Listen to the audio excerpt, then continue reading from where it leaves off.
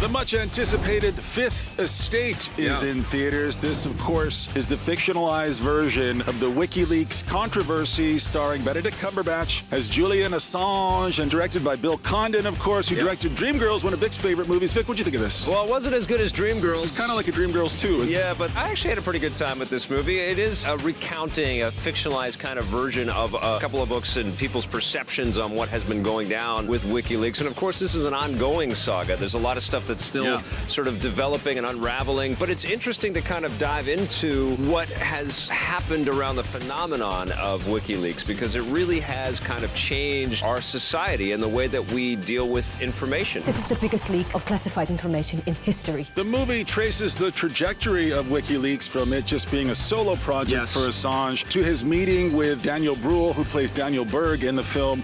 And they sort of are the two founders of WikiLeaks and discover how powerful they really are over the course of the movie. Iceland's biggest bank has been accused of fraud. We took down $1 billion bank.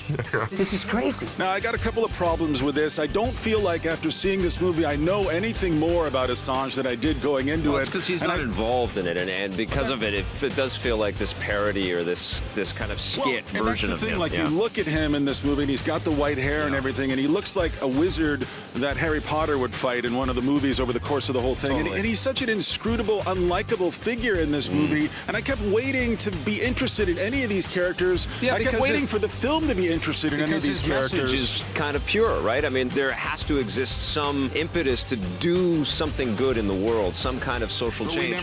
But we don't get it. Yeah, because we do have this caricature. As good as Cumberbatch is, because he's a fascinating human being to watch, it doesn't really register as a true... It's an impossible role. Yeah. Give a man a mask, and he will tell you the truth. Well, the other movie you can't help but think about is The Social Network from Fincher and Aaron Sorkin. That is done fascinatingly well, and I kept kind of hoping for that caliber of movie here. This movie just doesn't even hold a candle to that. I mean, there's sex scenes thrown in here. Characters are kind of half-drawn. You see Stanley Tucci and Laura Linney. They may as well be wearing signs around their neck that just says government employees having inscrutable conversations. I don't know what the point of this thing is. I really don't. I mean, it's a meditation on WikiLeaks and information and power. But I was always on the outside of this movie. Not once was I intrigued or fascinated. It is important. There's a good WikiLeaks movie out there. This isn't it. 12 million people have seen that video. You still want to tell me you think it's just a little website? It feels like a movie. I feel like I'm looking at Cumberbatch's hair more than I'm looking at what he's doing. You're watching the production of all of this, and it's in a busy, expensive film. There's tons of location shoots. There's tons of actors. There's lots of... They had to hustle to get it out, which can sometimes result in good art and sometimes bad art. This is bad art. I think where the film fails is that it's talking about something that's really relevant and important, and it just turns it into a kind of a TV movie of the week kind of deal. Small, But still, we don't get enough of these kinds of things talking about what is currently affecting us. And it doesn't make it worth recommending. I was entertained, and it gets you thinking about exploring this world a little bit more instead of just sort of thinking about just